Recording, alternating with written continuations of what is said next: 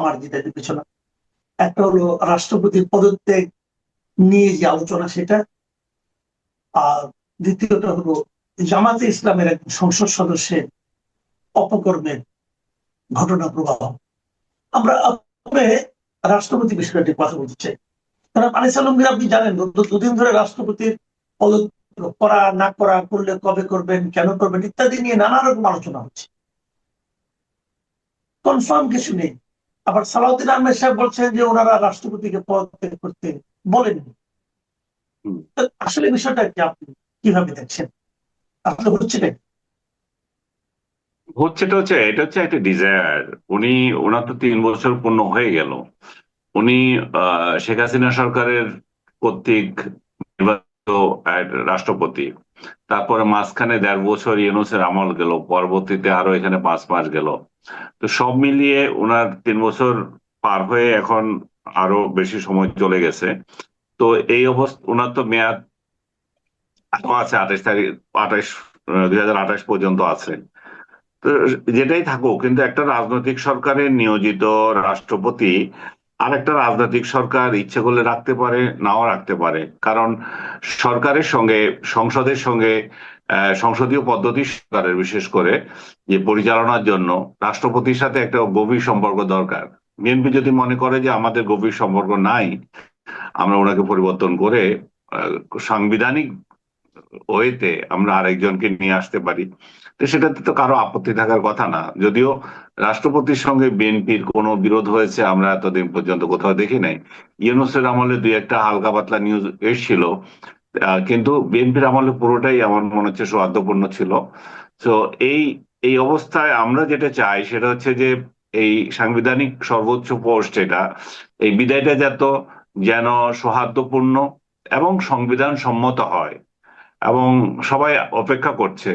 এখনো আমরা যখন কথা বলছি তখনও কিন্তু এরকম পদত্যাগের কোনো ঘটনা ঘটেনি, কিন্তু ঘটবে এটা প্রায় নিশ্চিত। এটা মানে মিডিয়া বলেন, বঙ্গভবন বলেন, সবাই জানে যে রাষ্ট্রপতি বিদায় নেবেন এবং নতুন রাষ্ট্রপতি আসবেন। নতুন রাষ্ট্রপতি কে আসবেন সেটা বিএনপি এখনো ডিক্লেয়ার করেনি। তবে যে নিয়ম অনুযায়ী রাষ্ট্রপতি যদি বিদায় নেন তাহলে সেই দায়িত্বটা স্পিকার পালন করেন। এবং তারও একটা লক্ষণ আমরা দেখতে পাচ্ছি, স্পিকার থাইল্যান্ডে ছিলেন, ওইখান থেকে তড়িঘড়ি করে উনি আবার দেশে চলে আসছেন। হয়তো আমরা যখন কথা বলছি তখন উনি দেশেই থাকবেন। মানে যখন আপনার ভিডিও যখন পাঠক, এই দর্শক দেখছে, তখন হয়তো উনি দেশেই। তো পুরো প্রক্রিয়াতেই মনে হচ্ছে যে আহ এটা ঘটতে যাচ্ছে। এবং এটা আমার দৃষ্টিতে এখনো পর্যন্ত শান্তিপূর্ণভাবেই ঘটতে যাচ্ছে। যদিও কিছু রাজনৈতিক দল বা খুচরা পার্টি কতগুলো আছে যেগুলো এইখানে একটু আহ মানে আলগা ক্রেডিট নেওয়ার চেষ্টা করছে, যে আমরা দাবি করছি ওনাকে পদত্যাগ করতে হবে, আমরা দাবি করছি ওনাকে গ্রেপ্তার করতে হবে। মামার বাড়ির আবদার জাতীয় যে জিনিসগুলো হয় আর কি, ওই মামার বাড়ির আবদার তারা ইউনূসের আমলে করে এসেছিল, কিন্তু তার কোনো কাজ হয়নি। এবং কারণ কাজ হয় না এই জন্যই যে বিএনপির এখানে বড় ভূমিকা ছিল। বিএনপি জি, কিন্তু গত শেখ হাসিনার আমলের পরে যেটুকু সময় আপনি দেখতে পান সেটা পুরোটাই রাষ্ট্রপতির পক্ষে ছিল। এবং রাষ্ট্রপতিকে সম্মান তারা যথাযথভাবে দিয়েছেন। এবং ইউনূসের এই বেহায়াপনা সরকার এবং এটা দুর্নীতিবাজ, মানে কি কি বলবো আর, এগুলা যা ইচ্ছা তাই স্বেচ্ছাচারী সরকার, এই শব্দটা বেশি হবে অন্যগুলোর থেকে, যে স্বেচ্ছাচারিতা যেভাবে যাচ্ছিল এবং তার যে নীল নকশা এবং জামাতকে ক্ষমতা আনার এবং বিএনপি কে সাইড করার, সবগুলো তো বিএনপির কাছে ক্লিয়ার ছিল। তো সেই জন্য বিএনপি সর্বোচ্চ রাষ্ট্রপতি পদে পরিবর্তনকে কখনোই সমর্থন করে নাই এবং তারা বরাবরই রাষ্ট্রপতিকে সমর্থন দিয়ে গেছে। তো সেই প্রেক্ষিতে বিএনপির প্রতি ওনার ওনার ওনার যে ভালোবাসা আছে সেটাও আমরা দেখতে পাই। আহ এবং উনি এর আগের সরকারের, আওয়ামী লীগ সরকারের নিয়োজিত রাষ্ট্রপতি, তাদের প্রতিও তার কিছু কৃতজ্ঞতা বোধ তো অবশ্যই আছে। কারণ ওনার লাইন অফ থটস এবং রাজনৈতিক চিন্তা সবগুলোই তো আওয়ামী লীগের সাথেও মিল আছে। তো জি। সর্বশেষ আমি যেটা বলতে চাচ্ছি সেটা হচ্ছে যে এটা যাতে শান্তিপূর্ণ হয় এবং জাতি যাতে আরেকটা মানে বদনামের সম্মুখীন না হয়। আচ্ছা, একটা কথা, সেটা হলো গিয়ে ধরেন আমরা তো দেখলাম যে বিএনপি যদি ক্ষমতা নিচ্ছে আজকে থেকে 5 মাস আগে, ফেব্রুয়ারিতে বিএনপি যদি হুম মার্চে চাইতো অথবা তাদের হুম প্রথম অধিবেশন হয়ে চাইতো, যে হুম। রাষ্ট্রপতিকে পদত্যাগ করতে হবে, কারণ এই রাষ্ট্রপতি তো নিজে থেকেই বলেছিলেন যে বিএনপি চাইলে আমি পদত্যাগ করব। উনিও কিন্তু কোনো ধরনের মানে আপনার গাইড কিন্তু করেননি। তো তখনই চাইতো, তাহলে তখনই উনি পদত্যাগ করতে পারতেন। তাহলে তো বিএনপি গত দুটো অধিবেশনে একজন নতুন তাদের রাষ্ট্রপতি পেতেন। কিন্তু আমার প্রশ্নটা যে ঠিক এই সময়টাই কেন?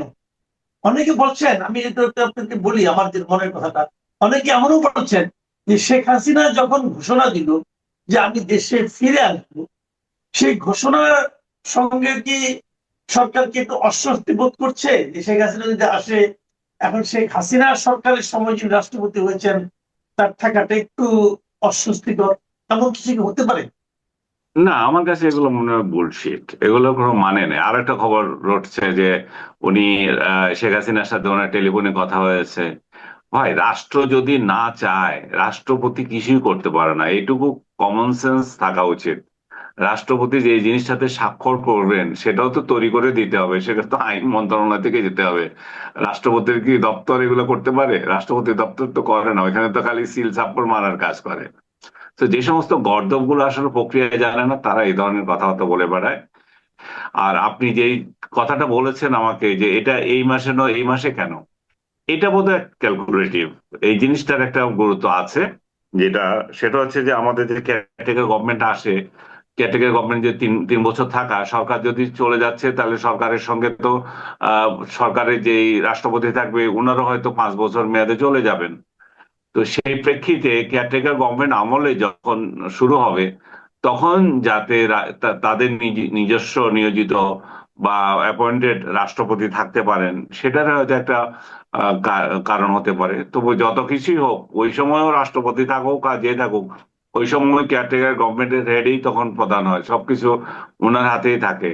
রাষ্ট্রপতি সবসময়, আমরা এমন এক অবস্থা এটাতে তৈরি করেছে, এটা স্টাম্প ছাড়া কিছুই না। এটা জাস্ট একটা স্টাম্প তৈরি করে যাচ্ছে, আর একটা সাংবিধানিক মর্যাদা, এটা সম্মান করা। কিন্তু গত 2 বছর ধরে আমরা তো রাষ্ট্রপতি যে মর্যাদা পাওয়ার কথা সাংবিধানিক পোস্ট হিসাবে, মানে কেতাবি মূল্য যেটা পাওয়ার, সেটা তো মোটেও পান নাই। উনি আছেন, অপমানও আছে, আবার উনি যে কেতাবি মূল ইয়েতে যেটুকু পাওয়ার সেটুকু তো উনি পান নাই। অনেকগুলো উদাহরণ আমি এখানে দিতে পারি, একটু যাওয়ার মতো এই সমস্ত মানে এই জিনিসগুলো আমি আবার আলোচনা করে পরিবেশটা নষ্ট করতে চাই না। আমি চাই যে এটা বিদায়টা যাতে শান্তিপূর্ণ হয় এবং সৌহার্দ্যপূর্ণ হয়, এবং আমরা রাষ্ট্রপতি কে আছেন সেটা আমরা সবসময়, আমি এটা বহুবার বলেছি, রাষ্ট্রপতি পদে কে আছেন, পার্সন কে, সেটা বিষয় বিষয় না।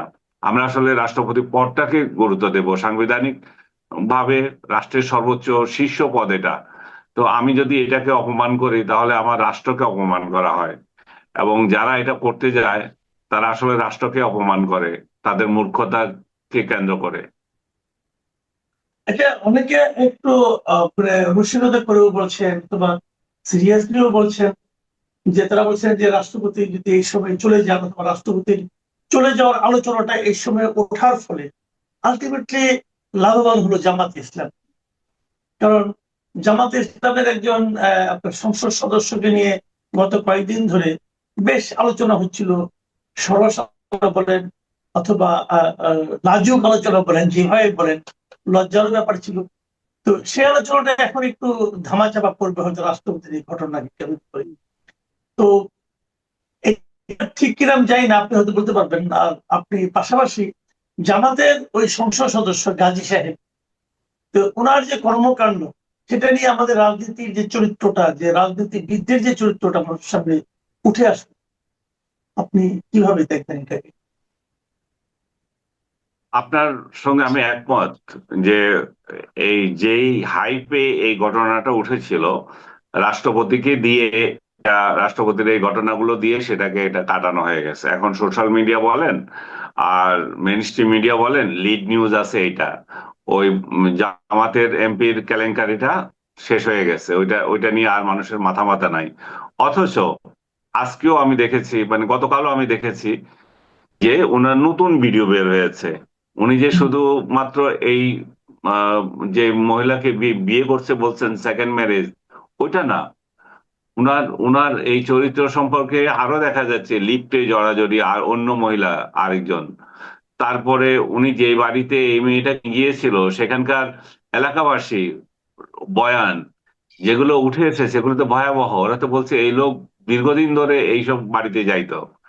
এত লো ক্লাস মেন্টালিটি কিভাবে হয়েছে জানি না। কোনো এই সমস্ত এলাকায় গিয়ে এই সমস্ত অপকর্ম করা, যে মগবাজার মনে হচ্ছে ওনাদের জন্য সেফ প্লেস মনে করছে বোধহয়। মগবাজার যেহেতু জামাতের একটা ট্যাগ ট্যাগ ওয়ার্ল্ড মগবাজার, তো সেই ওয়ার্ল্ডে উনি সেফ ছিলেন না। উনি ভাবেন নাই যে এতগুলো সিসিটিভি ক্যামেরা, এত টিভি রাস্তার ক্যামেরা ওনাকে এভাবে ধরবে।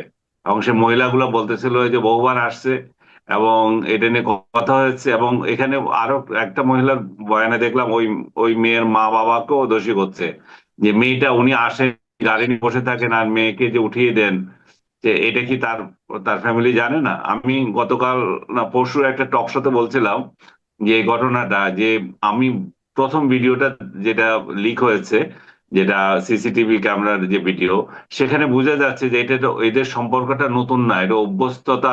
মানে শুধু চাকরির জন্য গেছে করে শুরু হচ্ছে তা না, দেখা যাচ্ছে যে এটা অভ্যস্ততা আছে।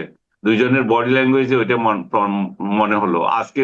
ওই মানে ওই ওই মহিলার ভিডিও দেখার পর, মানে বাইরের প্রতিবেশীদের ভিডিও দেখার পর আমি আমার চিন্তা সম্পর্কে নিশ্চিত হলাম যে ওর বডি ল্যাঙ্গুয়েজে আমি বলেছিলাম অভ্যস্ততা, তো এটাই মনে হচ্ছে। কারণ ওই ফ্যামিলির উপর ব্লেম করছে যে এই মেয়েটা কিভাবে গেল।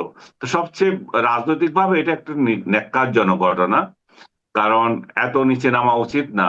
এবং আমাদের এই হুজুর শ্রেণী যখন এই সমস্ত অপকর্ম করছেন এবং স্ত্রীকে বাধ্য করছেন, স্ত্রীকে ঢাল হিসাবে ব্যবহার করছেন, স্ত্রীকে বুকে পাথর নিয়ে স্টেটমেন্ট দিতে বাধ্য করছেন। এবং এই ভদ্র মহিলাকে দেখবেন, এই নজরুল সাহেব এর ওয়াইফকেও দেখবেন একটি স্টেটমেন্ট দিচ্ছে কি কষ্টে পড়ছেন উনি। এবং এইভাবে যদি যেখানে সেখানে যদি ধরা পড়ে, ধরা পড়ার পর যদি বিয়ে করে, তাহলে তো হয়তো বহু এরকম তাহলে বহু কাণ্ড ঘটবে। প্রত্যেকটা বউ হিসাব করে যেন সব বউগুলো এখন হাজির হবে যে আমার সাথে ঘটছিল, আমার সাথে ঘটছিল। এগুলো সামাল দিবে কি করে? এবং কত ভণ্ডামি দেখেন, যে বিয়ে নামে করেছে সেটাতে 17ই জুলাই লিখেছে। আবার 17 তিনি জুন, যে স্টেট, হ্যাঁ 17 জুন, জুন 17 জুন, না, 17 শুনেন 6 কথা, জুন। আপনি আমাকে শুনেন। উনি হ্যাঁ, উনি যে স্টেটমেন্ট দিয়েছেন, একটা ফেসবুক স্টেটমেন্ট, সেখানে দেখবেন জুন। হ্যাঁ, তারপরে ইয়েতে যে কাবিননামা হচ্ছে সেখানে লিখেছে জুন। জুলাই। তারপর এটা আবার ও স্বাক্ষর করেছে 22 তারিখে। তো এখানেও এখানেও এখানেও গোজামিল আছে। এবং লোকজন যখন ধরছে তখন বলতেছে যে এটা আমার আত্মীয়, এবং তখন বলছে আবার এই প্রথম আসছি। আবার আবার এটাও স্বীকার করছে মেয়েটা চাকরির জন্য এসছে। যাই হোক, জামাত একটা পয়েন্ট এখানে পেতে পারে। প্রথমে গড়িমসি করলেও শেষ পর্যন্ত ওনাকে বহিষ্কার করেছে। এবং আমি রাইট, আমি রাইট। চেয়েছিলাম যে জামাত এই প্রসঙ্গে কি করে, কিন্তু বহিষ্কার করলেও এই ভদ্রলোক তো রয়ে যাচ্ছে পার্লামেন্টে যেভাবে ইয়ে আছে, 70 ধারা 66 ধারা পার্লামেন্টের। এগুলো এগুলো যে ধারাগুলোতে আহ ওনাকে স্বতন্ত্র হিসেবে থাকার পারমিশন দেয়। যদি না এখন সংসদ নিজে একটা কমিটি করে ওনাকে এই সমস্ত অপকর্মের জন্য সাজা না দেয়। জামাতে ইসলাম সম্ভবত আহ, নির্বাচন কমিশনে অলরেডি এটা জানিয়েছে এবং তার সিসি দিয়েছে বোধহয় ইয়েকে, ওটাকে বলে স্পিকারকে। তো অনেকে আবার বলছে আচ্ছা। এটা তো স্পিকারের কাছে পাঠানো উচিত ছিল, সিসি যাবে ইয়ের কাছে। তো জানি না এটা লিগ্যাল ফর্মটা আসলে কি হওয়া উচিত। এটা কি আসলে নির্বাচন কমিশনের প্রথম দেওয়া উচিত না স্পিকারকে দেওয়া উচিত? বাট যেটাই হোক না কেন, ওনার ওনার সদস্যপদ খুব সহজে যাচ্ছে না। এর আগে আমরা দেখেছি এরকম দল বহিষ্কার করলেও যে আহ, আইনগত সুযোগ সুবিধা নিয়ে এরা টিকে গিয়েছে। এখানে একমাত্র উপায় হচ্ছে পার্লামেন্ট যদি নিজেরা ডিসিশন নেয়, নিজেরা কমিটি করে তাদের মান ইজ্জত বাঁচানোর জন্য যদি এরকম একটা সংসদ সদস্যের বিরুদ্ধে ব্যবস্থা নেন তাহলে ঠিক আছে। আর রাজনৈতিক ভাবে যে জিনিসটা এটা আছে, যে জিনিসটা বলতে আপনি বলতে বললেন, সেটা হচ্ছে জামাতের এটা যে একটা হিপোক্রেট রাজনৈতিক দল, এবং ইসলাম বিক্রি করে যে খায়, ইসলাম বিক্রি করে যে জান্নাতের টিকিট বিক্রি করে, এগুলো এগুলো মানুষের মধ্যে এখন আরো বেশি আলোচনা হচ্ছে। কারণ ইলেকশনের আগে যেভাবে ওনারা এক্সপ্লয়েট করেছে পাবলিককে, যেভাবে ধর্মান্ধতা এবং যেভাবে ধর্ম বিক্রি করেছে, এবং নিজেদেরকে একটা ধর্মীয় রাজনৈতিক দল হিসাবে মানে ইয়েতে প্রেজেন্ট করার চেষ্টা করেছে, প্রজেক্ট করার চেষ্টা করেছে, সেটা কিন্তু এখন চরম বিপর্যয়কর অবস্থা বলতে হবে। এবং জামাতের যে জোট ছিল, এই জোট থেকেও তো কিছু লোক বের হয়ে এখন আবার নতুন একটা জোট করতেছে, যদিও সিদ্ধান্তটা আরো আগে থেকে। তো ইসলামী রাজনীতির বড় একটা মেরুকরণ হবে এখানে শাসনতন্ত্র আন্দোলন, যারা ইসলামী শাসনতন্ত্র আন্দোলন, তাদের একটা জোট আছে আলাদা, তারা তো থাকছেই। তো সবগুলো মিলিয়ে ইসলামিস্টদের উপর এক ধরনের খড়ক নেমে এসেছে। এবং স্বাধীনতা বিরোধী চক্র যে অত বড় বড় কথা বলতো, এবং সব কাজে এই ভারতীয় দালাল, আওয়ামী লীগ, এই যে ন্যারেটিভ তৈরি করা, প্রগতিশীল সমাজকে যে সব গড়ে শেখ হাসিনা দালাল বানিয়ে দেওয়া, এই ন্যারেটিভ থেকেও তারা একটু মানে ইয়ে হবে আর কি, মানুষ এগুলো আর খাবে না। এখন সবচেয়ে বড় যে জিনিসটা বাংলাদেশে এখন দেখা যাচ্ছে সেটা হচ্ছে শেখ হাসিনা আমলে মুক্তিযুদ্ধকে আপহোল্ড করে উনি মুক্তিযুদ্ধকে ভালো করেছেন কি খারাপ করেছেন সেটা একটা বিরাট আহ আহ, বিতর্কের বিষয়। কিন্তু এই যে রাজাকারদের আবির্ভাব এবং স্বাধীনতা বিরোধীদের আবির্ভাব এবং এদের চরিত্র, এগুলো জনমনে মানে ইয়ে হওয়ার পর, প্রকাশিত হওয়ার পর, আর 24-এর যে গণ অভ্যুত্থানের পর কতিপয় ছাগল ব্যারিস্টার যেভাবে মুক্তিযুদ্ধকে অপমান করছিল, আমি এটা আপনাকে এর আগেও বলেছি, যে মুক্তিযুদ্ধকে যে অপমান করছিল তাতে পাবলিক যে এদের উপর ক্ষিপ্ত হয়েছে, যে এরা যে এখন মুক্তিযুদ্ধের পুনর্জন্ম হবে আবার এই দেশে এত বছর পরে মুক্তিযুদ্ধকে নিয়ে আবার মুক্তিযুদ্ধ রাজনীতি যারা করে তারা স্বপ্ন দেখতে পারে। কারণ মানুষ, নতুন প্রজন্ম আবার নতুন করে চিন্তা করবে যে এতদিন ধরে তাদেরকে যেভাবে দেখানো হয়েছিল আর যে বলা হয়েছিল, সেটা 24-এর অভ্যুত্থানের পর এদের চেহারা দেখে মানুষ বুঝে গেছে। আচ্ছা, আমি একটা আলোচনা আমার একদম শেষ পর্যায়ে চলে এসেছি, ছোট করে আপনি একটু যদি বলতেন। দেখেন, জামাতের এই এমপি সাহেব এই কর্মকাণ্ড নিয়ে, ন্যাক্কারজনক কর্মকাণ্ড নিয়ে আমি খুব একটা জিনিস লক্ষ্য করলাম, গত 3-4 দিন ধরে এই ঘটনা ঘটছে, কিন্তু জামাত একটা অ্যাকশন নিল। এই ঘটনার কোন নিন্দা আমি কোন পলিটিক্যাল পার্টির মধ্যে দেখলাম না। এবং তাদের যে জোট, যে নির্বাচনী জোটের যে শরিক এনসিপি, তারাও এটা নিয়ে কোনো শব্দ উচ্চারণ করলো না। আমার কথাটা হলো যে একজন এরকম গুরুত্বপূর্ণ ব্যক্তি যখন এই ধরনের কর্মকাণ্ড অপকর্মের সঙ্গে জড়িত হয়, সেটা নিয়ে তো পলিটিক্যাল পার্টিগুলো উদ্বিগ্ন হওয়ার একটা সুযোগ থাকে, নিন্দা করার একটা সুযোগ থাকে, কিন্তু কেউ কিছু করলো না, না বিএনপি, না এনসিপি, না অন্য কেউ। কেন? এটা ওরা করবে কি? কারণ জামাত যা কিছু করে ওদের বিরুদ্ধে তো কিছু বলতে পারে না। আমাদের বাইরে, দেশের বাইরে পালিয়ে থাকা ইউটিউবার গুলা, যেগুলাতে কি বলবো আর, যে এই সমস্ত যাতে জন্মের ঠিকানা ঠিক নাই, এরা এটাকে ঢাকার জন্য এখন যারা জামাত বিরোধী আছে তাদের চরিত্র হনন করতেছে, ওদের চরিত্র নিয়ে কোনো কথা বলে না, কারণ ওদের বাপ লাগে। তো এরা সব সময় এরকম। এবং এই ইয়েটা আপনার এনসিপি কিভাবে করে, এনসিপি তো এটাকে আবার প্রটেকশন দেওয়ার চেষ্টা করে, বরং ওরাও তো এটা নিয়ে কোনো কথা বলবে না।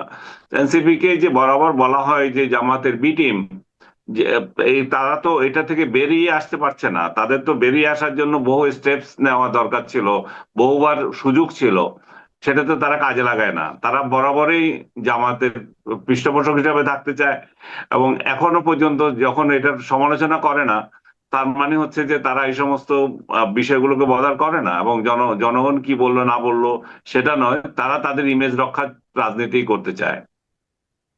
জি, অনেক ধন্যবাদ জনাব আনিস আলমগীর। আলোচনা করতে হচ্ছে রাষ্ট্রপতির পদত্যাগ প্রসঙ্গে, কে আসবে না আসবে। রাষ্ট্রপতি তো পদত্যাগ করতেই চেয়েছিলেন, তিনি অলরেডি ডিক্লেয়ার দিয়ে রেখেছেন যে সরকার যখন বলবে তখন তিনি পদত্যাগ করবেন। কিন্তু তার আগে তার এই যে ফোন আলাপ প্রধানমন্ত্রীর সঙ্গে, দু একটি পত্রিকায় জানানো হচ্ছে, আবার সরকার বলছে যে আমরা কিছু জানি না। সবকিছু মিলিয়ে আপনার কি মনে হয় যে আহ আবার একটা নতুন রাজনৈতিক অস্থিরতা বা অস্বাভাবিক ওয়েতে সবকিছু আবার চলছে। তখন রাষ্ট্রপতির রেজিগনেশনটা তো আমরা ধরেই নিয়েছিলাম যে এই সরকারের সময় নতুন মুখ আসবে, কিন্তু এরকম একটা জটিলতা ধারণ করছে কেন? কেন জটিলতা ধারণ করছে এটা আমি বলতে পারবো না, তবে আমাদের রাজনৈতিক পরিস্থিতি সহজতর হয় নাই। এটা যে হয় নাই সেটা আমরা নানান ভাবে বুঝতে পারছি। রাজনীতি এখন আর কেবলমাত্র একটি ভৌগোলিক সীমায় সীমাবদ্ধ থাকে না। আমরা লক্ষ্য করলে দেখব যে আমাদের রাজনীতি এখন বিভিন্ন বৈদেশিক শক্তির সাথেও সম্পর্ক রাখে এবং বৈদেশিক শক্তিগুলি এক ধরনের প্রভাব বিস্তার করে। এই বিষয়গুলো আমরা দেখার পরও দেখলাম যে অন্তর্বর্তী সরকার অরাজনৈতিক হয় নাই, বরং যাওয়ার আগে আগে বৃহৎ রাজনৈতিক প্রভাব যুক্ত চুক্তি স্বাক্ষর করেছে। তাদের উপরে যে বিভিন্ন ধরনের প্রভাব ছিল সেটাকে পরিষ্কার করে দিয়েছে এবং এই বিষয়গুলির কারণে আমাদের রাজনীতি কিন্তু আসলে খুব একটা সরল সহজ হয়ে যায় না। আহ মহামান্য রাষ্ট্রপতি পদত্যাগ করতেই পারেন, কেননা উনি তো রাজনৈতিকভাবে নিয়োগপ্রাপ্ত রাষ্ট্রপতি। আওয়ামী লীগ তাকে নিয়োগ করেছিল এবং সেই সময় তিনি আহ এক অনেক ধরনের কথা বলেছেন যে কথাগুলি শুনলে মনে হবে যে তিনি আওয়ামী লীগ পন্থী। কিন্তু পরবর্তীতে অন্তর্বর্তী সরকারের সময় সংবিধান সুরক্ষার যে শপথ তিনি নিয়েছিলেন, সেই শপথ রক্ষার জন্যই হোক অথবা বৃহৎ রাজনৈতিক কারণেই হোক, দেশকে গণতান্ত্রিক পথে ফিরিয়ে আনার জন্যই হোক, উনি যথেষ্ট সহযোগিতামূলক কাজ করেছেন এবং তার সহযোগিতা শুধু আমি বলবো না, কিছু কিছু ক্ষেত্রে তার দৃঢ়তার কারণে নির্বাচনটি হতে পেরেছে এবং নির্বাচন পরবর্তী সময়েও তিনি তার সাংবিধানিক যে দায়িত্ব সেটাই পালন করেছেন। যেমন বিএনপি সরকার সংবিধানের নিয়ম অনুযায়ী তার জন্য যে ভাষণ অনুমোদন করেছে তিনি সেই ভাষণটাই দিয়েছেন, এখানে তার ব্যক্তিগত পছন্দ অপছন্দের বিষয় আসে নাই।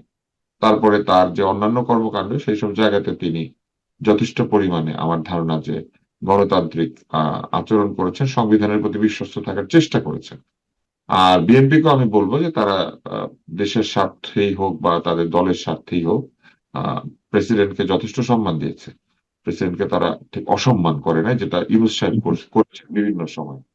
ইউনূস সাহেব তো আমি বলবো যে তিনি যে অন্যায় কিংবা অসম্মানজনক আচরণ করেছেন এটা তো মহামান্য রাষ্ট্রপতি তার সাক্ষাৎকারেই বলেছেন। তাই তিনি যদি এখন পদত্যাগ করেন এটাকে স্বাভাবিক প্রক্রিয়া, ফলে রাষ্ট্রপতি পদত্যাগ করতে পারেন, এটা কোনো অস্বাভাবিক ঘটনা না। তবে এটাকে ঘিরে যে আলোচনাটা হচ্ছে সে আলোচনাটা অস্বাভাবিক। মানুষের মধ্যে নানান ধরনের কথাবার্তা বলছেন, এমনকি পত্রিকাতে এক ধরনের সংবাদ দেওয়া হচ্ছে যে তিনি ফোনে কার সঙ্গে কথা বলেছেন, এটা করেছেন সেটা করেছেন।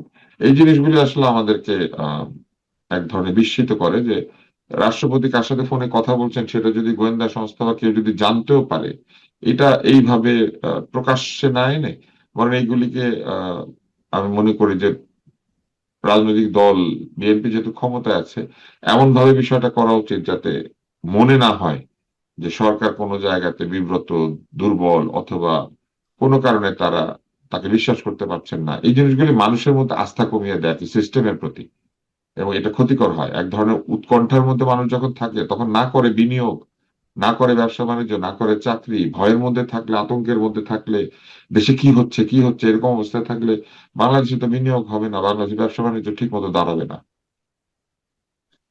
আপনি যে বলছেন যে পত্রিকায় যে খবরগুলো আসছে পত্রিকার পক্ষ থেকে, সেই সংশ্লিষ্ট পত্রিকাগুলো আমি নামই বলি, ডেইলি স্টার বা প্রথম আলো।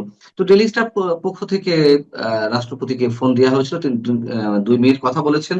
2 মিনিটের মধ্যে তিনি যা বলেছেন, যা কিছু হচ্ছে আমার জন্য অপমানজনক, বিব্রতকর। আমি চ্যালেঞ্জ করে বলতে পারি কারোর সাথে কোনো কথা হয়নি। এবং বিএনপির একজন নেতার নাম প্রকাশ্যে অনিচ্ছুক এমন একজন নেতা জানিয়েছেন যে শুধু কোন আলাপই বড় কারণ নয়, এর চেয়ে আরো জটিল পরিস্থিতি ঘটতে যাচ্ছে, যার কারণে এই পদত্যাগ বা রাষ্ট্রপতি তাড়াহুড়া করে পদত্যাগ করতে যাচ্ছেন। জটিল পরিস্থিতি কি হতে পারে? এবং শেখ হাসিনা যে ফিরে আসার ঘোষণা দিয়েছেন সেটা নিয়ে নানান ধরনের বিতর্ক রয়েছে। এটিকে কেন্দ্র করে কিছু হওয়ার সম্ভাবনা আছে? এটি জটিলতার দিকে যাচ্ছে। হ্যাঁ, আমার মনে হয় না যে একটা সংবাদ কেউ ফিরে আসবে বা এইসব কারণে আহ প্রেসিডেন্টকে অপসারণের কোনো যৌক্তিক আহ যৌক্তিক কোনো বিষয় হতে পারে এটা আর কি। কেউ ফিরে আসবে বলেছেন, উনি কি ফিরে এসেছেন? তার ফিরে আসতে গেলে তো কোনো একটা প্রক্রিয়ার মধ্যে দিয়ে আসতে হবে। হয় তাকে বর্ডার ক্রস করতে হবে এবং তিনি নিশ্চয়ই সেটা বেআইনি ভাবে করবেন না, তাই না? উনি তো ঢুকে পড়বেন না পুশ ব্যাকের মতো। ফলে এইটা আমি মনে করি না যে এইটা প্রেসিডেন্টকে সরানোর জন্য যথেষ্ট যুক্তিসঙ্গত কারণ। আরেকটা হচ্ছে যে প্রেসিডেন্ট করবেন কি, মানে উনি যদি চলেও আসেন প্রেসিডেন্টের এখানে কি করার আছে? প্রেসিডেন্ট যদি কোনো নির্দেশ আদেশ দেন সেটা আহ কার মাধ্যমে দিবেন? এই সরকারের মাধ্যমেই তো প্রযুক্ত করতে হবে, হুম, তাই না? এবং প্রেসিডেন্ট কি করতে পারেন? প্রেসিডেন্ট জরুরি অবস্থা ঘোষণা করতে পারেন মনে করেন, সেটাকে করতে গেলে সংসদের পরামর্শ ছাড়া তিনি পারেন না। তিনি হুম, সেটা করতে গেলে সেটা সংবিধান লঙ্ঘিত হবে। তো এইখানে পরামর্শ প্রয়োজন হয়, প্রধানমন্ত্রীর পরামর্শ দরকার হয়। প্রধানমন্ত্রীর পরামর্শ ছাড়া প্রেসিডেন্ট আসলে কিছু করতে পারেন না বাংলাদেশে। এইটাই তো সংস্কারের বিষয়টা ছিল, তাই না? সংস্কারের তো অনেকের এইটাই মনে কি ছিল। এই ধরনের অনেকের মনে কি এই ধরনের আতঙ্ক আছে যে আগে সংসদ বহাল রাখা হতে পারে, একটা নির্বাচনের মাধ্যমে না না, যে উনি এটা কি সরকার করে গঠন করবেন? হচ্ছে। না না, উনার এটা করার কোনো উপায় নাই ওনার। কেন নাই আমি বলি, উনি একটা অধ্যাদেশ দিয়ে গণভোট এবং সংসদ নির্বাচন করিয়েছেন না, হুম, নিজে যে হুম, হুম, আদেশে সই করেছেন, নিজে যে আদেশ হুম, হুম, দিয়েছেন, উনি আবার সেটা কেমনে বাতিল করে? আগে সংসদ কেমনে আনে উনি? ওনার পক্ষে সম্ভব না। এটা করতে গেলে উনি একটা সবিরোধী কাণ্ড করে বসবেন। এটা তো হুম, এখন আর সম্ভব না, ওনার আদেশেই তো গণভোট হয়েছে। এই যে সারাক্ষণ এনসিপি আর জামাত কি বলে যে প্রেসিডেন্ট সাহেবের আদেশে হয়েছে গণভোট বৈধ, তো গণভোট বৈধ তো বিরোধী দল বলে, সরকারি দলও বলে, তো কেউ কি এটার বৈধতা নিয়ে চ্যালেঞ্জ করেছে? করে নাই তো। আরেকটা বিষয় এই রাষ্ট্রপতির পদত্যাগ করা না করার সঙ্গে জড়িয়ে আছে, সেটা হচ্ছে নতুন রাষ্ট্রপতি কে হচ্ছেন। এটা নিয়ে যথেষ্ট আগ্রহ রয়েছে মানুষের। নতুন এখন মানুষের রাষ্ট্রপতিতে মূল যাদের বড় নাম কথা না। আসছে, জি। হ্যাঁ হ্যাঁ, আহ, অনেকের আগ্রহ আছে, হ্যাঁ। তো একজন সাবেক সচিব, যিনি এর মধ্যে অনেক সাবেক না, বর্তমান মন্ত্রিপরিষদ সচিব, যিনি অনেক বিষয়ে আলোচিত, সমালোচিত, বিতর্কিত, আহ তার নাম আসছে। প্রধানমন্ত্রীর মুখ্য সচিবের নাম আসছে। এবং বিএনপির মধ্যে দলীয় শীর্ষ নেতা যারা রয়েছেন তাদের নাম তো আসছেই, সেটি নিয়ে আমাদের কারো কোনো আপত্তি নেই। কিন্তু এই যে আনইউজুয়াল কিছু বিষয় আলোচনা হচ্ছে, আবার ডক্টর মোহাম্মদ ইউনূস সাবেক প্রধান উপদেষ্টা, আমি শুনলাম তিনিও নাকি দৌড়ে এগিয়ে আছেন। এখন এই মন্ত্রিপরিষদ সচিব বা ডক্টর ইউনূসের মতন ব্যক্তিরা, আপনার কি মনে হয় কতটুকু তাদের রাষ্ট্রপতি হয়ে আমাদের সামনে উপস্থিত হওয়ার সম্ভাবনা আছে? প্রথম বিষয় হচ্ছে আহ, কোনো ব্যুরোক্র্যাটিক মানুষকে প্রেসিডেন্ট বানানো সঠিক নয়। কেননা ব্যুরোক্রেসির লোকেরা কিছুদিন আগেও আদেশ নির্দেশ পালন করেছেন সবার, তাদের জীবন কেটেছে আদেশ নির্দেশ পালন করে। এরকম ব্যক্তি রাষ্ট্রপতি হিসেবে ভালো হয় না, এটা কিন্তু হুম, আহ, আমি মনে করি।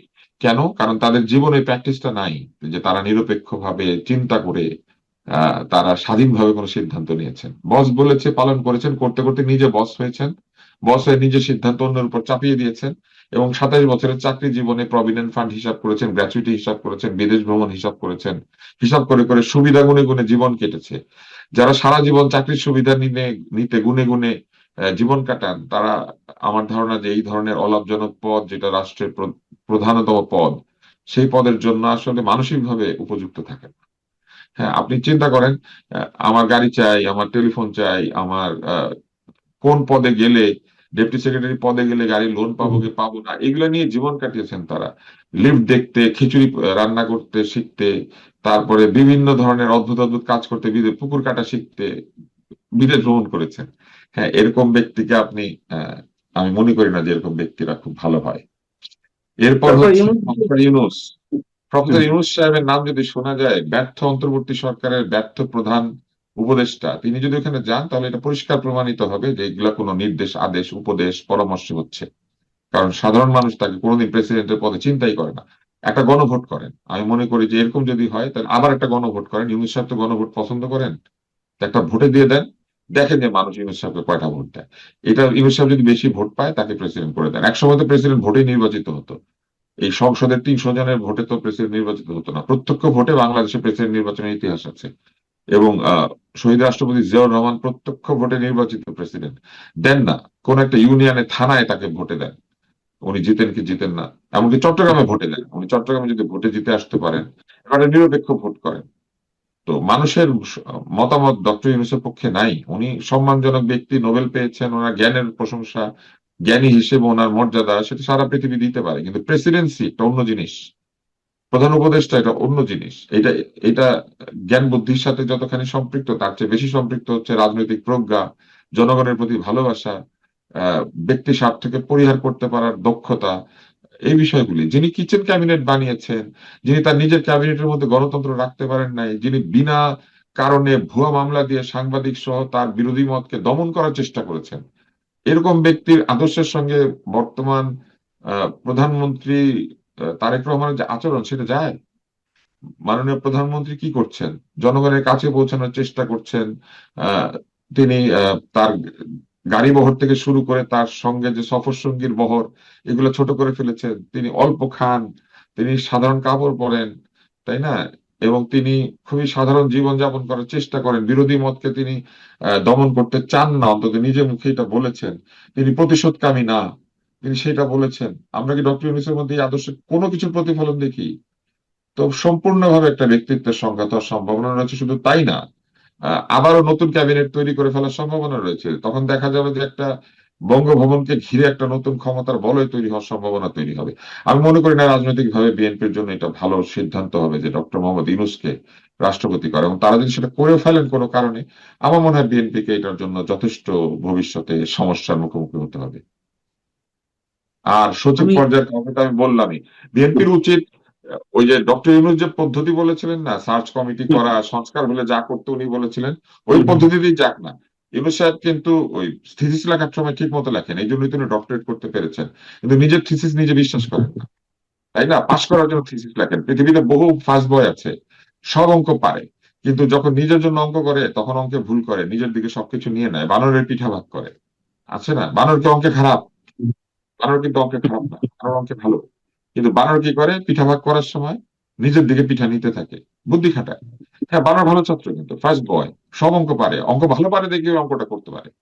এই জন্য আহ, আমরা কিন্তু মনে করি যে আমরা অনেকেই মনে করি না, শুধু এটা এটা উচিত হবে না যে এই যে সচিব, আমলা, ব্যুরোক্রেসি কিংবা দলীয় ভাবে অত্যন্ত মানে দলকানা এরকম লোককে সেখানে দিলে আমি মনে করি যে সত্যিকার অর্থে যে পরিবর্তনের সূচনা বাংলাদেশ দেখতে চেয়েছিল সেটা হবে না, যেটা এখনো হয় নাই ওইভাবে।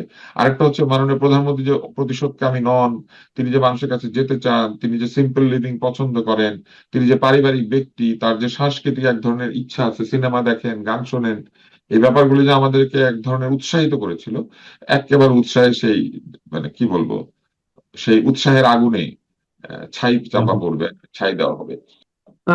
আমি শেষ একটি বিষয় জানতে চাই, সেটা হচ্ছে যে ওভারঅল জানতে চাইছি। আপনি প্রথমে বলছিলেন যে রাষ্ট্রপতির ঘিরে যা কিছু হচ্ছে এগুলো একটু অস্বাভাবিক মনে হচ্ছে। আহ আবার ইউনূস সাহেবকে কেন্দ্র করে বলছেন যদি সত্যি ইউনূস সাহেব রাষ্ট্রপতি পদে আসেন তাহলে ধরে নিতে হবে যে বিশেষ কোনো নির্দেশ, উপদেশ বা বাধ্যবাধকতা রয়েছে। আহ আমি যদি ওভারঅল জানতে চাই যে এবং বিদেশি শক্তির কথা বলছেন যে বাংলাদেশের রাজনীতি বিদেশি শক্তির সাথে নানান ভাবে সম্পৃক্ত থাকে, সব মিলিয়ে সেই বিদেশি শক্তি কি খুব বেশি প্রভাব রাখছে? আমি যদি সরাসরি জিজ্ঞেস করি যে ভারতীয় আধিপত্যবাদ আমরা কেউ চাই না, কোনো আধিপত্যবাদ আমরা চাই না, কিন্তু ভারতীয় আধিপত্যবাদ থেকে বেরিয়ে এসে আমরা মার্কিন আধিপত্যবাদের দিকে ঝুঁকে পড়ছি কিনা। তো আধিপত্যবাদ আমাদের মাথায় চাপতে পারছে বা পারবে, এইটা কিন্তু নির্ভর করে হচ্ছে আমাদের দুর্বলতা বা আমাদের মেধাহীনতা, এর উপরে আর কি। এখন আমি যে প্রশ্নটার মধ্যে ছিলাম যে ইউনূস সাহেব চলে আসলে, ইউনূস সাহেব চলে আসলে কি হবে জানেন?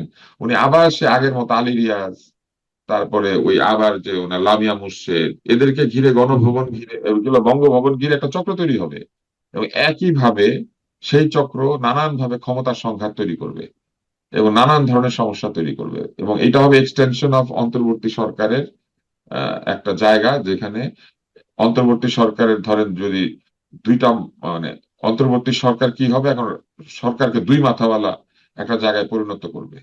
বঙ্গভবনকে ঘিরে একদল লোক তাদের ক্ষমতা প্র্যাকটিস করতে শুরু করবে, এবং এটা খুবই অসুবিধাজনক হবে বিএনপির জন্য। বিএনপির কোনোভাবেই আমি মনে করি না যে এমন কোন ব্যক্তিকে রাষ্ট্রপতি নির্বাচিত করা উচিত যে ব্যক্তি তাদেরকে তাদেরকে তাদের যে ক্ষমতার জায়গা রয়েছে সেই জায়গাকে নানানভাবে প্রশ্নবিদ্ধ করবেন। আর আরেকটা বিষয় আমি একটু বলি, আহ, আমি বহুবার বিদেশ ভ্রমণ করেছি জীবনে, কিন্তু কখনোই আমি এত হিউমিলিয়েটেড হই নাই এই অন্তর্বর্তী সরকার আসার পরে বিদেশ ভ্রমণ করার সময়। সকল জায়গাতে, সকল দেশে আমাদেরকে ইমিগ্রেশনে বিব্রতকর প্রশ্ন ফেস করতে হয়। বহু ইমিগ্রেশনে আমাদেরকে বসিয়ে রাখে, বহু জায়গাতে বসিয়ে রেখে আমাদেরকে অন্য একটা ঘরে নিয়ে যাওয়া হয়, যে ঘরের মধ্যে আবার প্রশ্ন করে তারপরে এন্ট্রি এনশিওর করা হয়। আমেরিকাতে যারা বাংলাদেশে যাচ্ছেন এখন বন্ড দিচ্ছেন $10,000, $15,000, এবং এই এত টাকা জমা দিয়ে কেন যেতে হবে? মাত্র 1 মাসের ভিসা ইস্যু করা হচ্ছে। এবং সেইখানে পৌঁছানোর পরে বহুবার আমেরিকা গিয়েছেন এমন ব্যক্তিকে আরেকটা ঘরে নিয়ে যাওয়া হয় এবং সেখানে বসিয়ে রেখে প্রশ্ন করে তারপরে তাদেরকে ভিসা ইস্যু করা হয়। এবং আমি নিজের কানে, আমি আমেরিকা ভ্রমণ করেছি, আমি নিজের কানে শুনেছি ওই ভিসা অফিসার বলছেন নাইজেরিয়া, বাংলাদেশ, আরো কয়েকটা দেশ, বলবো আমি সিরিয়া, এরকম কয়েকটা দেশের কথা বলে বলছেন এইসব লোককে এখানে আসার পরে সে যেই হোক না কেন তাকে এখানে আনতে হবে এবং প্রশ্ন করতে হবে। মানে আমাদেরকে ব্যর্থ রাষ্ট্রের তালিকায় ফেলে দিয়েছে। আমি নিজের কানে ওখানে বসে থেকে শুনেছি, তো আমাকেও নিয়ে গেছে আর একটা ঘরে নিয়ে বসিয়ে রেখে, এবং আমি যখন অনেক প্রশ্ন করতে শুরু করেছি সে কোনো উত্তর দেয় না, আমাকে কোনো উত্তর দিচ্ছে না, তাই না? এবং আপনি নিশ্চয়ই জানেন যে আমেরিকার নিয়ম রয়েছে, বিশেষ শিশু যদি আপনার সঙ্গে থাকে, আমেরিকাতে কিন্তু এটা তাদের সাংবিধানিক রুল, তাদেরকে আলাদাভাবে ট্রিট করতে হবে। আমার ভ্রমণে আমার সঙ্গে আমার বিশেষ শিশু ছিল, আছে। আচ্ছা। তো সেইরকম একটা অবস্থায় আমাদেরকে বসিয়ে রাখা হচ্ছে এবং সেই আইনগুলি তারা মানছে না। আমাদেরকে কিন্তু ফার্স্ট লেন দেওয়ার কথা, আমাদেরকে কিন্তু আগে নিয়ে যাওয়ার কথা, অন্যান্য দেশে দিচ্ছে।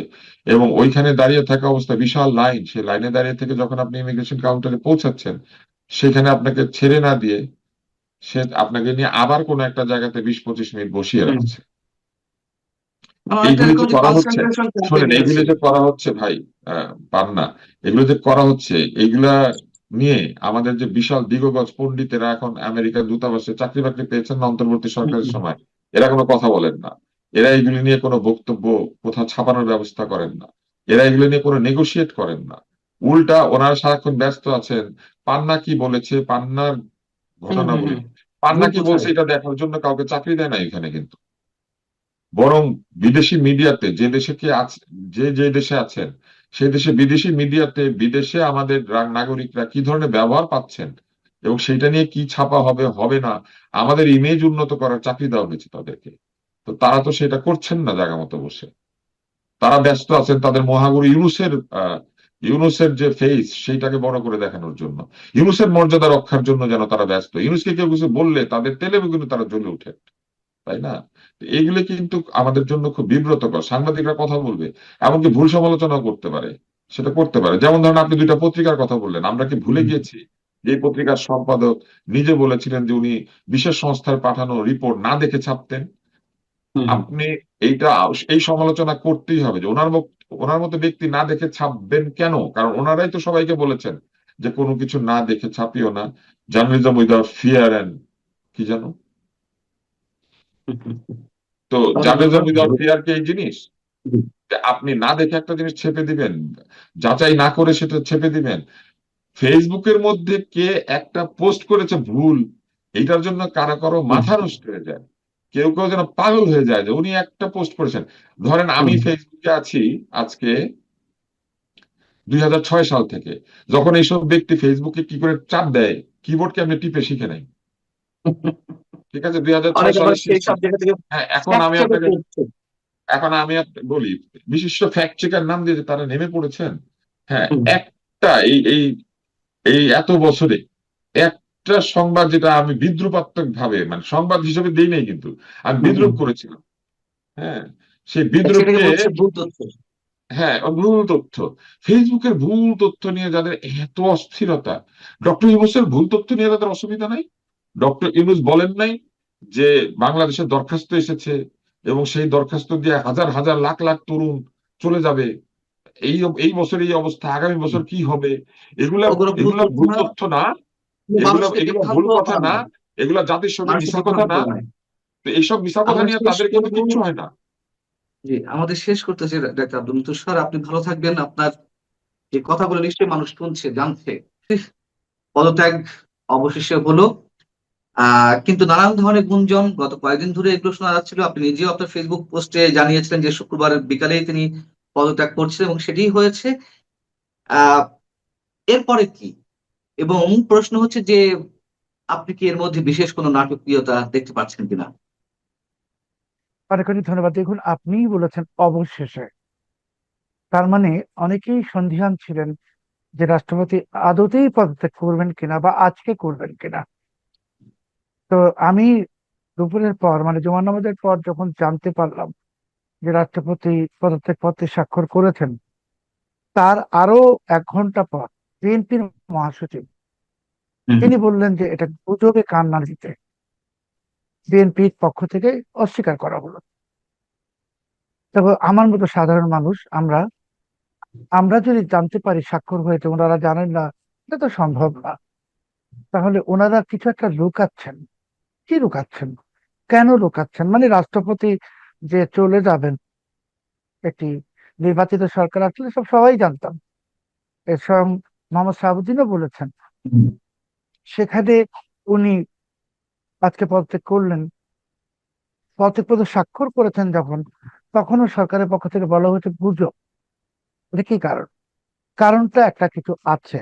আমরা যে শুনেছি বা শুনছি যে টেলিফোন কাণ্ডের ঘটনা ফলশ্রুতিতে এই পদত্যাগ, আসলে টেলিফোন কাণ্ড হয়তো একটা কারণ, অন্য কোনো কারণ আছে। কারণ রাষ্ট্রপতির যে পদটা, আপনিও জানেন, রাষ্ট্রপতি কিন্তু 3 বাহিনীর প্রধান, সর্বাধিনায়ক, সরি, উনি সর্বাধিনায়ক সশস্ত্র বাহিনীর।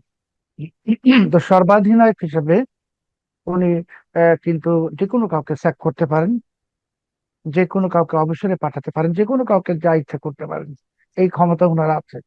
আব্দুর রহমান সশস্ত্র সাহেব, বাহিনীর ক্ষেত্রে। আব্দুর রহমান বিশেষ সাহেব তো নাসিম সাহেবকে স্যাক করেছিলেন।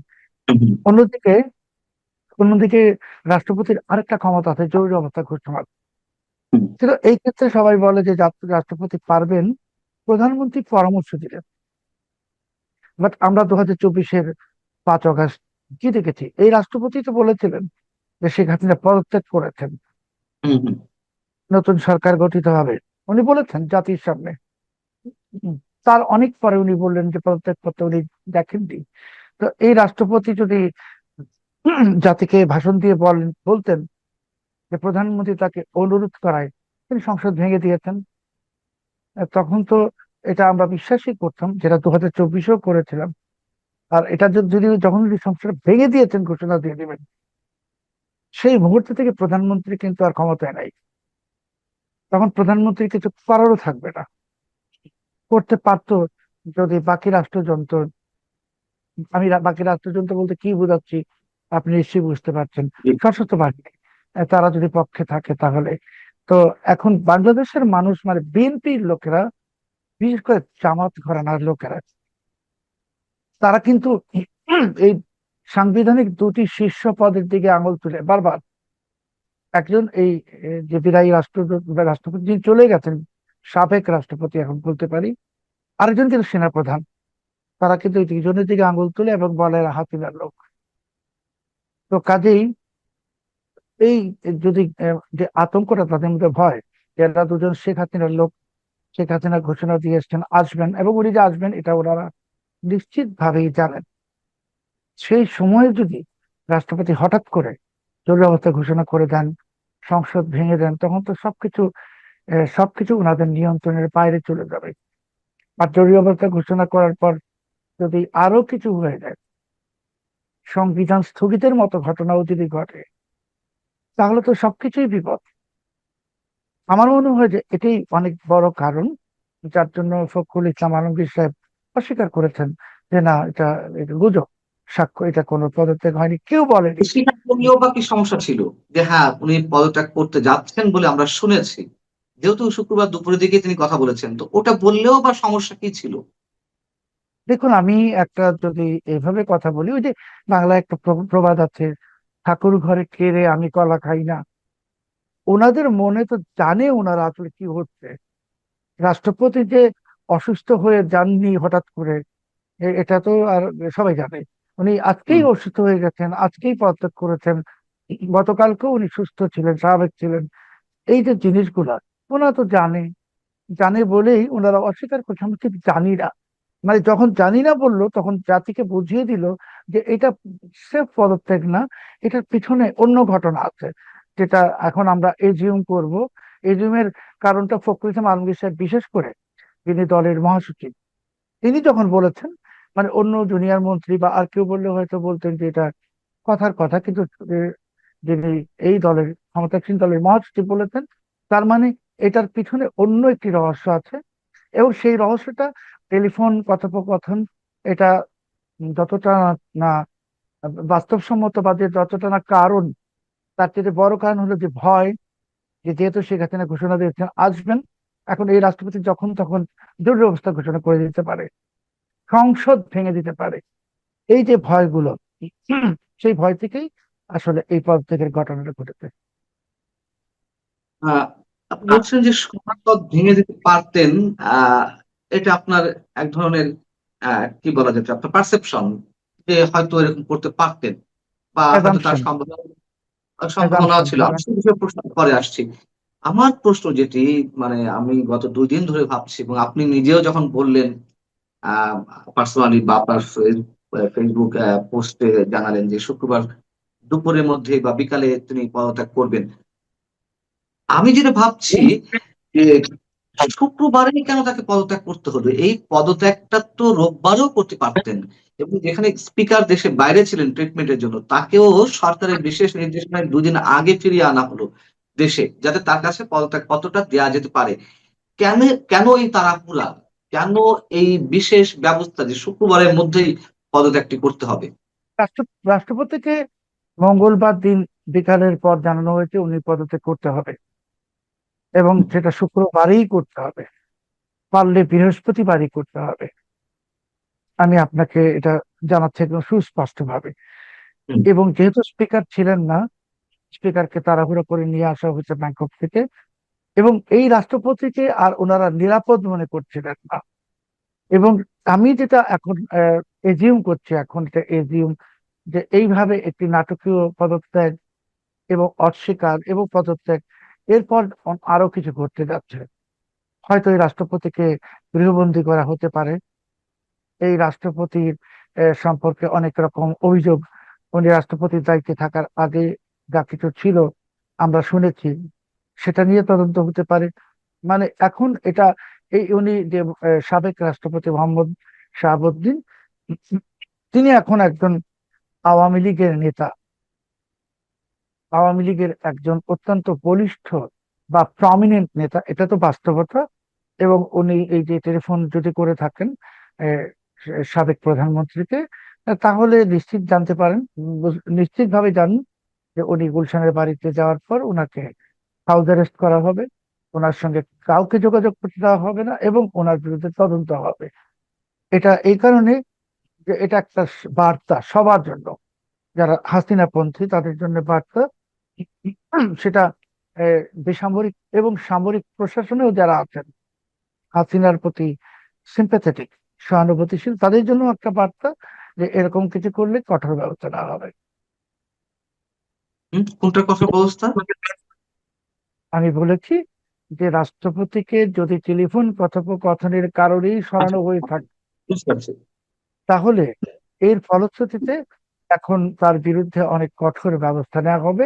এই বার্তা দেওয়ার জন্য সকল সামরিক বেসামরিক পদে যারা আছেন, যারা শেখ হাসিনার প্রতি সিম্প্যাথেটিক, সহানুভূতিশীল, তাদের জন্য এই বার্তা যে শেখ হাসিনার প্রতি কোনো সহানুভূতি দেখালে বা এই ধরনের কোনো কিছু করলে তার পরিণতিতে এইরকম ব্যবস্থা নেওয়া হবে।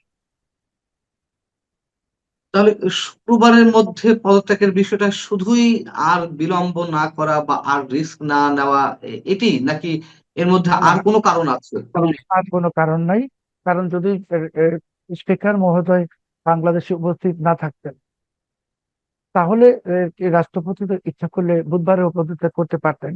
বুধবারে পদত্যাগ করলে স্পিকারের যে শারীরিক চেক আপ, যেটার জন্য উনি গিয়েছিলেন ব্যাংককে, সেটা সম্পূর্ণই হয়েছে বৃহস্পতিবার। ওটা সম্পূর্ণ না করে ওনার ফেরা সম্ভব ছিল না। আর উনি দেশে না থাকলে কিন্তু ডেপুটি স্পিকারের কাছে রিজাইন দিতে পারতেন রাষ্ট্রপতি। তবে সেই ক্ষেত্রে ভারপ্রাপ্ত প্রেসিডেন্ট কে হতেন? Deputy speaker. তো একজনকে 2 দিনের জন্য ডেপুটি স্পিকারকে ভারপ্রাপ্ত প্রেসিডেন্ট বানিয়ে আবার একদিন পরে জি। স্পিকারকে, আর এই রাষ্ট্রপতির কাছে একেবারে নিরাপদ মনে করেনি বিএনপি, এই জন্য রাষ্ট্রপতিকে সরানো হয়েছে। আর আমি অনুষ্ঠান শেষ করার আগে আরেকটা কথা বলবো, যে যখন জামাত জেনে গেল সোমবার রাতেই যে এই শাহাবুদ্দিন সাহেবকে সরানো হবে, এটা কিন্তু জামাত অনেক আগে জেনে গেছে। কারণ রাষ্ট্রযন্ত্রে তো জামাতের লোকেরা সবাই আছে বিভিন্ন প্রমিনেন্ট জায়গায়। তখনই কিন্তু জামাতের যারা সোশ্যাল মিডিয়া ইনফ্লুয়েন্সার তাদেরকে দিয়ে চাউর করে দেওয়া হলো যে রাষ্ট্রপতি এ মাসেই পদত্যাগ করবেন, এবং একজন আমলার নাম নিয়ে আসলো সামনে। ওই আমলাকে, ওই আমলা হলো ইউনূসের লোক। ওটা একটা মেটিকুলার প্লট ছিল। ওই আমলাকে যদি অ্যাক্টিং প্রেসিডেন্ট বানানো হতো বা যেত, তাহলে একটি মেটিকুলাস প্লট ছিল জামাত এবং ইউনূসের। বাট সেটা ব্যর্থ হয়ে গেছে হাফিজুল সাহেব অ্যাক্টিং প্রেসিডেন্ট হওয়াতে। এখন আমরা অপেক্ষায় থাকবো, সেপ্টেম্বরে নির্বাচন হবে, সেখানে একজন নারী আন্তর্জাতিক ভাবে খ্যাতিসম্পন্ন তিনি বিএনপির মনোনয়ন পাচ্ছেন, তিনি প্রেসিডেন্ট হবেন। এটাই একদম নিশ্চিত। মানে আপনি কি আইরিন খানের কথা বলছেন, জাতিসংঘের যিনি বিশেষ দূত হিসেবে মাত্র 2 দিন আগেই প্রাপ্ত হয়েছেন? না, আমি ওনার নামটা উচ্চারণ করিনি, আমি বলিনি। আমি বলেছি একজন আন্তর্জাতিক ভাবে খ্যাতি সম্পন্ন নারী তিনি প্রেসিডেন্ট হবেন। তিনি আজকেই হলেন না কেন সেটা যদি আপনি আমাকে প্রশ্ন করেন, তাহলে এখন উনি দ্বৈত নাগরিকত্ব আছে। একটা নাগরিকত্ব উনি ছাড়ছেন, এটা একটা প্রক্রিয়া লাগে। সেটা সম্পন্ন হলে উনি বাংলাদেশে আসবেন এবং দেখবেন যে যিনি হবেন তিনি আন্তর্জাতিক ভাবে খ্যাতি সম্পন্ন মানবাধিকার কর্মী। জাতিসংঘেও উনি অত্যন্ত গুরুত্বপূর্ণ দায়িত্ব পালন করেছেন। আমি নামটা বলতে পারছি না, আপনিও বলার দরকার নেই। বলার কোনো আর কারণ নেই, আপনি তো সব বলেই দিয়েছেন। জাতিসংঘে আন্তর্জাতিক খ্যাতি সম্পন্ন মানবাধিকার কর্মী হিসেবে কাজ করছেন আইরিন খান ছাড়া আগে এই মুহূর্তে আর কেউ নেই। ফখরুল সাহেবের মতনই একটু রহস্য করুন। ফখরুল সাহেব যেমন সবকিছু নিজেও বলেছেন গুজব, সেরকম আমিও একটু রহস্য করলাম। নাম বলবো না, সবাই নাম জানে, আইরিন খান। এবং আইরিন খান প্রেসিডেন্ট হবেন। এবং আমি মনে করি যে ইউনূসের মতো একটা সুদখোর, তার যে সরকার প্রধান ছিল সে ধ্বংস হয়েছে, তার থেকে আইরিন খান প্রেসিডেন্ট হলে দেশের জন্য ভালো। ওনার সম্মান পৃথিবীতে আছে। এবং উনি মানবাধিকার যদি রক্ষা করেন, উনি প্রেসিডেন্ট হলে যে আমি দেখি যে মঞ্জুর আলম পান্না সাহেব, কার্জন সাহেব, লতিফ সিদ্দিকী সাহেবদের বিরুদ্ধে ভুয়া মামলা প্রত্যাহার হয়েছে। উনি প্রেসিডেন্ট হলে যদি দেখি জেলখানায় যে অসংখ্য মানুষ মিথ্যা মামলা আছে তারা মুক্তি পেয়েছে। উনি প্রেসিডেন্ট হলে আমি যদি দেখি ভুয়া হত্যা মামলাগুলো সব বাতিল হয়ে গেছে, তাহলে তো আমি একজন নাগরিক হিসেবে ভীষণ খুশি হব।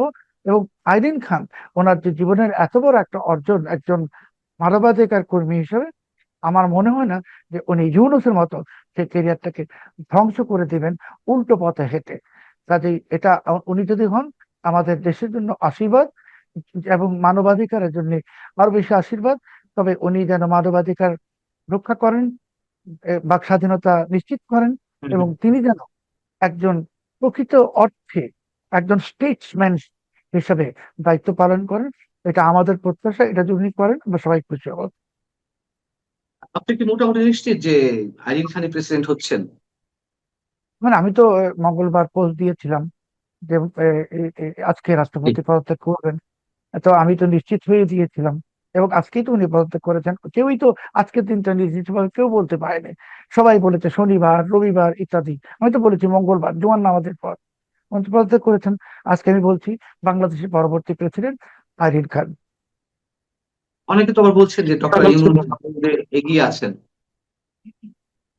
অনেকেই মানে কারা? অনেকেই মানে ওই ইউনূসের বটবাহিনী, বা ইউনূসের পক্ষে যারা গুজব ছড়ায়, বা ইউনূসের পক্ষের যে কিছু ইনফ্লুয়েন্সার যারা আছে তারা। ইউনূস সে সাথে আইরিন খানের কোনো তুলনাই হয় না। ইউনূস হলো একটা সুৎখোর লোক। আর তাছাড়া 18 মাসে ইউনূস একদম বর্জ্য পদার্থে পরিণত হয়েছে। মার্কিনেরা যেমন হামিদ কারজাইকে, আশরাফ ঘানিকে টয়লেট পেপারের মতো ছুঁড়ে ফেলেছে, ইউনূসকেও ছুঁড়ে ফেলেছে। ইউনূসের আর কোনো ভবিষ্যৎ নাই। এটা যারা বলে ইউনূসকে এখন মানে কৃত্রিম ভাবে জীবিত রাখার একটা প্রচেষ্টা, সেটা ব্যর্থ হবে। আইরিন খানের সামনে, মানবাধিকার কর্মী আইরিন খানের সামনে ইউনূসের কোনো স্থান নাই। আরেকটা কথা শেষ করি বলে, যে যেই কারণে শাহাবুদ্দিন সাহেবকে সরিয়ে দেওয়া হলো, হুম, সেটাই সেই কারণে ইউনূসকে প্রেসিডেন্ট বানাবে কি বিএনপি সরকার বিদায় হওয়ার জন্য? ইউনূস তো ক্ষমতা প্রেসিডেন্ট হতে পারলে সবকিছু করে তছনছ করে বিএনপি সরকারকে সংসদ ভেঙে দিয়ে সবকিছু করেছে, বিপ্লবী সরকার প্রতিষ্ঠা করবে। সেই রিস্ক নিবে বিএনপি? কখনোই নিবে না। কারণ ইউনূসের মাথায় তো বিপ্লবী সরকার। ইউনূস তো বাংলাদেশের অধিপতি হতে চায়, এটা তো বিএনপি অ্যালাউ করবে না। কাজে ইউনূস চ্যাপ্টার ইজ ক্লোজ। এখন যারা বলে তারা ইউনূসের টাকা খেয়েছে, ইউনূসের 18 মাসে, এবং ইউনূসের টাকা এখনো চলে, তারা এগুলো বলে। কিন্তু ইউনূসের কোনো প্রসপেক্ট নাই, কারো কোনো প্রসপেক্ট নাই। বিএনপির ভেতরে আইরিন খানের সমান যোগ্যতা আর কেউ নাই। সেটি বিএনপির অভ্যন্তরীণ হয়তো আরো অনেকে আছেন, অনেকে মনে করেন যে মির্জা ফখরুল ইসলাম আলমগীর কিংবা ডক্টর আব্দুল মঈন খান অথবা ডক্টর খন্দকার মোশাররফ হোসেন, যাই হোক আমি সে না, প্রসঙ্গে যাব না। ফখরুল ইসলাম আলমগীর বা এই যাদের নাম বললেন, ওনারা রাজনীতিবিদ হিসেবে অনেক বড়, কিন্তু ওনাদের বাংলাদেশের মানচিত্রের বাইরে কেউ তো চিনে না। আইরিন খান তো একটা আন্তর্জাতিক ভাবে পরিচিত নাম। বাংলাদেশের ইমেজ বিল্ডিং করার জন্য তো আইরিন খানকে প্রয়োজন। মানে ইউনূস যে লোকগুলোকে নিয়েছিল, আলী রিয়াজ, এটা সেটা, ফালতু লোক। কিন্তু আইরিন খান তো একজন রিয়েলি একজন ভালো মানুষ, মানে পরিচিত মানুষ। এদের সামনে ফখরুল ইসলাম আলমগীর সাহেব প্রেসিডেন্ট হিসেবে কি করবে? ওনার তো ইন্টারন্যাশনাল কোনো অ্যাপিল নাই। ফখরুল ইসলাম আলমগীর সাহেব তো এখন যদি চান এই মুহূর্তে যে পল কাপুরের সাথে কথা বলবেন, পল কাপুর ওনার ফোন ধরবে না। কিন্তু আইরিন খান যদি এখন চান ডোনাল্ড ট্রাম্পের সঙ্গে কথা বলবেন, ডোনাল্ড ট্রাম্প তার ফোন ধরবে। যাতে বিএনপি তো ওই লেভেলের একজন প্রেসিডেন্ট দরকার, এজন্যই আইরিন খান প্রেসিডেন্ট হবেন। যে বিষয়ে প্রশ্ন করতে চাচ্ছিলাম, আপনি বলছিলেন যে এই রাষ্ট্রপতি থাকলে হয়তো কয়েকদিনের মধ্যে তিনি জরুরি অবস্থা ঘোষণা করতে পারতেন অথবা সংসদ ভেঙে দিতে পারতেন শেখ হাসিনার হয়ে। আহ, এটা কি আসলে সহজ ছিল? মানে আপনি বলছেন যে তিনি তিনি ক্ষমতাবান এদিক থেকে, সাংবিধানিক জায়গা থেকে, কিন্তু সেটি হলে কি বিকল্প কোনো ব্যবস্থা হতো না? এবং উনি সংসদ ভেঙে দিলে কি সহজেই শেখ হাসিনা ঢুকে পড়তে পারতেন? সহজেই আওয়ামী লীগের নেতা কর্মীরা ছড়িয়ে ছিটিয়ে পড়তে পারতেন সারা দেশে? এমন এমনটা কি হচ্ছিল? মানে সেটি করতে গেলে তো নিশ্চয়ই একটা আন্তর্জাতিক কানেকশন প্রয়োজন ছিল, আন্তর্জাতিক যোগাযোগ এবং দলের মধ্য থেকে নানান ধরনের একটা প্রস্তুতি। সেই পর্যায়ে কি পৌঁছে গিয়েছিল? যেহেতু আপনি ধারণা করছেন যেমনটি হতে পারতো। না, ওই রাষ্ট্রপতি শাহাবুদ্দিন সাহেবের কোথায় কি যোগাযোগ আছে আমি তো জানি না, হুম, বাট উনি পারতেন। উনি পারতেন, এবং উনি যদি এটা করতেন ওইটা এককভাবে করতেন না, আরো কেউ সঙ্গে থাকতো। এবং সে আরো কেউরা তো কারফিউ দিয়ে দিত বাংলাদেশে, অনেক কিছু করতো। তখন তো ওই আওয়ামী লীগের অবস্থা যেমন 5 আগস্টে হঠাৎ করে এতিম হয়ে গেছে আওয়ামী লীগ, এরকম বিএনপির অবস্থা হতো। আর বিএনপি তো কোনো সুনাম কুড়াতে পারে নাই। বিএনপি চাঁদাবাজি করতেছে, দখলবাজি করতেছে, বিএনপির কোনো অর্জন নাই 5.5 বছরে, 1 টাকা বিনিয়োগ নাই। এবং বিএনপি তো ইউনূসের একটা ধারাবাহিকতা হিসেবেই কাজ করতেছে। আর বিএনপির ভিতরে তো ইউনূসের লোকেরা আছে। ওইরকম একটা ঘটনা ঘটলে তারাও যে একই সাথে সুর মিলে হুক্কা হুয়া করতো না, তারই আপনি গ্যারান্টি কোথায়? বিএনপি তো শত্রু দ্বারা পরিবেষ্টিত, বিএনপির চারপাশের শত্রু, ঘরের ভিতরেও শত্রু। এই অবস্থায় একজন মোহাম্মদ শাহাবুদ্দিন বা এনিওয়ান যে কোনো কিছু করতে পারবে। আপনাকে মনে হয় যে সাবেক রাষ্ট্রপতি মিস্টার শাহাবুদ্দিন চুপ্পু তিনি ট্রাম্প কার্ড ছিলেন একমাত্র শেখ হাসিনার? না, না, না, শাহাবুদ্দিন চুপ্পু শেখ হাসিনার ট্রাম্প কার্ড কখনোই ছিলেন না। শেখ হাসিনা ট্রাম্প কার্ড ভিন্ন জায়গায়। শেখ হাসিনা শাহাবুদ্দিন চুপ্পুকে কেন্দ্র করে বা তার উপর নির্ভর করে বাংলাদেশে আসতে চাইছেন, এটা কখনোই সম্ভব না। শেখ হাসিনার ইন্টারন্যাশনাল কানেকশন আছে। শেখ হাসিনা সেগুলো ঠিকঠাক করেই আসবেন। আর 29 তারিখ তো সার্জিও গুরু আসছেন বাংলাদেশে। উনি আসুন, আসলে দেখুন উনি কি বলে। বলার পর আরো কিছু পরিষ্কার হবে। আপনি তো, আমি, আপনি, আমরা সবাই তো 7 দিন আগেও জানতাম হুম, যে প্রধানমন্ত্রী ভারত যাচ্ছেন না। একটি বিতর্কিত পত্রিকা তো রিপোর্টও করেছিল। তো প্রধানমন্ত্রীকে তো এর আগে নরেন্দ্র মোদী দাওয়াত দিয়েছিলেন, আমন্ত্রণ জানিয়েছিলেন। তখন তো সরকারের পক্ষ থেকে কিছু বলা হয়নি। কিন্তু এইবার তো বিমস্টেক সম্মেলনের আমন্ত্রণ, এটা কিন্তু নরেন্দ্র মোদীর সম্মেলন আমন্ত্রণ না। এটা ভারতের, হুম, যেহেতু ভারত হোস্ট কান্ট্রি সেই হিসেবে আমন্ত্রণ। এটাকে তো কালকে রাতে স্বরাষ্ট্র প্রতিমন্ত্রী কনফার্ম করেছেন যে ইনভাইটেশন পেয়েছেন, তার মানে উনি যাবেন। কাজেই ক্ষণে ক্ষণে পরিস্থিতি পরিবর্তন হয়ে যাচ্ছে, এবং বিএনপি আজকে যা বলছে কালকে সেটা বলবে না। গতকালকে যা বলেছে আজকে তা বলবে না। বিএনপিও বাস্তবতা বুঝতে পারছে। বিএনপির সামনে অনেক চ্যালেঞ্জ সামনে আসছে, সাহায্য করে আসছেন। চীনের অনেকগুলো ইস্যু তিনি তুলে ধরবেন, দাবি করবেন চীনের সঙ্গে যে চুক্তিগুলো হয়েছে সব বাতিল করতে হবে। পাশাপাশি সবচেয়ে খারাপ যে চ্যালেঞ্জটা এই গভর্নমেন্টের জন্য আসছে, খারাপ মানে আমি খারাপ শব্দটা ভুল বলেছি, কঠিন চ্যালেঞ্জ, যে সৌদি হুম, আরব কিন্তু এই আগামী সপ্তাহে ইসরায়েলকে স্বীকৃতি দিবে। সৌদি আরব, পাকিস্তানও দিবে। এই দুই দেশ দিয়ে দিলে বাংলাদেশের উপর তো স্বীকৃতির চাপ আসবে এবং নিশ্চিত আসবে, তখন তারেক রহমান সাহেব যদি স্বীকৃতিতে অস্বীকৃতি জানান, তাহলে মার্কিন যুক্তরাষ্ট্র এক ধরনের অ্যাকশন নেবে। আর যদি উনি স্যাংশন দিয়ে দেন, উনি তো 4 দিন আগে 6 দিন আগে পাসপোর্টে আবার সেই একসেপ্ট ইসরায়েল ফিরিয়ে এনেছেন, তাকে খুশি করার জন্য সেটা আমি জানি না। এখন তো উনি ইসরায়েলকে স্বীকৃতি দিলে এই উগ্রবাদীরা রাস্তায় নেমে আসবে প্রসেশন নিয়ে, প্রোটেস্ট নিয়ে। এটাকে সামাল দিতে গেলে তো অন্য কিছু করতে হবে। কাজে বিএনপির সামনে এখন ভীষণ কঠিন চ্যালেঞ্জ। এখন বিএনপির শেষ পর্যন্ত বিএনপি ঘন্টায় ঘন্টায় দেখবেন সিদ্ধান্ত পরিবর্তন করবে, শেখ হাসিনা প্রসঙ্গ করবে। এবং এখন বিএনপির আসলে আপনাকে বলেছিলাম কিনা আমি জানি না, যে বিএনপি তো এখন কোনো পররাষ্ট্র নীতি নাই, এক দিক বিদিক জ্ঞান শূন্য। আর বিএনপির পররাষ্ট্র নীতির নৌকার হালটা যার হাতে, সে তো ইউনূসের লোক, খলিলুর রহমান। কাজেই চীন সফরে গেলেন, যা কিছুই করেছেন, এখানে স্বাধীনতা দিবস পালন করেছেন, আমেরিকার সব করেছেন, সব পরস্পর বিরোধী। ইরানকে খুশি করার জন্য বা আরেকজনকে খুশি করার জন্য পাসপোর্টে ইসরায়েল এখন অসময়ে আনতেন কি কারণে? আমাদের পাসপোর্টের র্যাঙ্কিং তো এরই মাঝে নর্থ কোরিয়ার, উত্তর কোরিয়ার সমান্তরালে চলে গেছে। কাজেই বিএনপি সামনে কঠিন চ্যালেঞ্জ।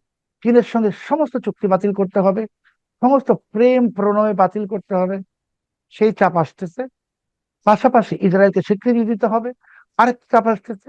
এই চাপ থেকে বিএনপি যদি রক্ষা পেতে হয়, বিএনপিকে একটি আঞ্চলিক শক্তির সাথে এবার হাত মেলাতে হবে এবং তাদের সাথে তাদের আস্থা অর্জন করতে হবে। এখন বিএনপি আর কোনো নেগোসিয়েশনের পর্যায়ে নেই, যে বিএনপি নেগোসিয়েট করবে সেই পর্যায়ে বিএনপি নেই। এখন বিএনপিকে সার্ভাইভেলের প্রশ্ন, বাঁচাও, সেই জায়গায় যেতে হবে। আর সার্জিও গোর যে ছবিটা আপনি যদি লক্ষ্য করে থাকেন বিমস্টেকে, যে গ্রুপ ফটো, এটাকে ফটো সেশন হয়েছে, কোনো মিটিং টিটিং হয় নাই। যে হুমায়ুন কবির, খলিলুর রহমান, মার্কো রুবিও এবং সার্জিও গোরের যে ছবিটা, ফটো সেশন, এই ফটো সেশনে তো খলিলুর রহমান একটা চমৎকার ভাবে ইউনূসের একটা পদ্ধতি অবলম্বন করছেন। ফটো সেশন হলেই মিটিং হয়েছে, ফটো সেশন মানে মিটিং না। দ্বিতীয় হলো যে আপনি সেখানে 4 জনের ছবি দেখুন, কার্যকরের চেহারাটা দেখুন, সে এই 3 জনের দিকে তাকায়ও নি, অন্যদিকে তাকিয়েছে রাগান্বিত বোর্ড নিয়ে। তার মানে সার্জিও গোল একটি কঠিন বার্তা নিয়ে আসছে। আর আমি আপনাকে আরেকটা অফ দ্য রেকর্ড না, আমরা তো এটা অনুষ্ঠান করছি, কাজে অন রেকর্ড একটা ইনফরমেশন দিচ্ছি, যে ঢাকার ওয়েস্টার্ন হোটেলে কিন্তু মার্কিন কূটনীতিকরা, মানে কূটনীতিক পাসপোর্টধারী মার্কিনরা ঘন ঘন আসা যাওয়া করছেন। আজকেও 4 জন এসেছেন ওয়েস্টিন, আমার কাছে সুনির্দিষ্ট তথ্য আছে পাসপোর্ট নাম্বার সহ। ওনারা এত ঘন ঘন বাংলাদেশে কেন আসছেন? কূটনীতিক কিন্তু, ওনারা কিন্তু কোনো গবেষক না বা এমনকি সামরিক কর্মকর্তাও না, কূটনীতিক। কূটনীতিক মানে স্টেট ডিপার্টমেন্ট। এরা জি। আসছেন, আজকেও আসছেন, আবার পরশু আসবেন। এই যে ঘন ঘন আসছেন, এগুলা কিন্তু হলো যে চীনের সাথে যে প্রেম প্রণয়, এগুলার কারণে এই রিয়াকশন গুলো। এখন জি। সেপ্টেম্বরে প্রধানমন্ত্রী ইন্ডিয়াতে যাবেন বলেছেন। যদি উনি অগস্ট মাসেই চলে যান, আমি একটু অবাক হব না। কারণ এখন বিএনপি কে একটি মিত্র খুঁজতে হবে আঞ্চলিক। আরেকটা জিনিস, বিএনপির এখন সামনে যে দুটো বড় চ্যালেঞ্জ মোকাবেলা করে, শাহাবুদ্দিন চুপ্পু সাহেব তো এখন সাবেক হয়ে গেছেন, এটার কোনো সমস্যা নাই। সমস্যা যেটা, চীনের সাথে সমস্ত চুক্তি বাতিল করতে হবে, সেই শর্ত আসছে ওয়াশিংটন থেকে। ইসরায়েলকে স্বীকৃতি দিতে হবে, সেই শর্ত আসছে। এর একটাও অবজ্ঞা করার সাহস, শক্তি বলবো না, সাহস বিএনপি সরকারের নাই। মানে বিএনপি কে ডু আর ডাইতে যেতে হবে বিএনপি কে। আপনি তো বিএনপি তো বলেছেন প্রকাশ্যে ঘোষণা দিয়ে যে আপনারা আমেরিকার তো স্বাধীনতা দিবস পালন করেছেন না? বাংলাদেশের সংসদে যে আমেরিকান ককাজও করেছেন তো আমেরিকার স্বার্থ দেখার জন্য। তা আপনারা স্বঘোষিত আমেরিকার দাস। এখন আমেরিকা হুকুম করবে যে ইসরায়েলকে স্বীকৃতি দাও, আমেরিকা হুকুম করবে চীনের সাথে সমস্ত চুক্তি বাতিল করে এবং করতে হবে। আমি সবশেষ পর্যায়ে জানতে চাই ছোট করে, যে আপনার কি মনে হয় শেখ হাসিনা যে ফিরে আসার ঘোষণা দিয়েছেন যে কোনো প্রতিকূল পরিস্থিতির মধ্যেও, তিনি যদি সত্যি সত্যি এই ইচ্ছা পোষণ করে থাকেন, সেক্ষেত্রে তার এই মুহূর্তে ফিরে আসাটা আরেকটু জটিল হলো, মানে শাহাবুদ্দিন চুপ্পু সাহেব পদত্যাগের মধ্য দিয়ে। শেখ হাসিনা যে ঘোষণা দিয়েছেন, আপনি বলছেন প্রতিকূল পরিস্থিতি। আর আমি যদি বলি শেখ হাসিনা জানেন তিনি অনুকূল পরিস্থিতিতেই বাংলাদেশে আসবেন। দ্বিতীয় হলো সেই অনুপস্থিতির জন্য হয়তো হয়তো তার আগে থেকে মনোনীত করা রাষ্ট্রপতি টিকে ছিলেন বা টিকে থাকবেন এমনও একটি অংশ হতে পারতো সেই অনুকূল পরিবেশে, সেটি তো আর রইলো না। একজন শাহাবুদ্দিন চুপ্পুর উপর ভরসা করে শেখ হাসিনা এত বড় ঘোষণা দিয়েছেন। ওনার নিশ্চয়ই। রাজনৈতিক জীবনে ওনার রাজনৈতিক জীবনে সবচেয়ে বড় জুয়াটা খেলেছেন, ওইটা কল্পনাও করা উচিত না। শেখ হাসিনা ফিরে আসার জন্য কোনো শাহাবুদ্দিন চুপ্পুর প্রয়োজন নাই। শেখ হাসিনা আসবেন তার নিজস্ব শক্তিতে, এবং ঠিক সময় আসবেন, এবং তখন ওনার জন্য অনুকূল পরিস্থিতি থাকবে। অনেক অনেক ধন্যবাদ সাংবাদিক সালাউদ্দিন সৈয়দ চৌধুরী আপনাকে। ভালো থাকবেন দর্শক। নিশ্চয়ই আরো অনেক কিছু দেখা রয়েছে এখানে, নিশ্চয়ই শেষ নয়, আমরা এটুকুই বলতে পারি।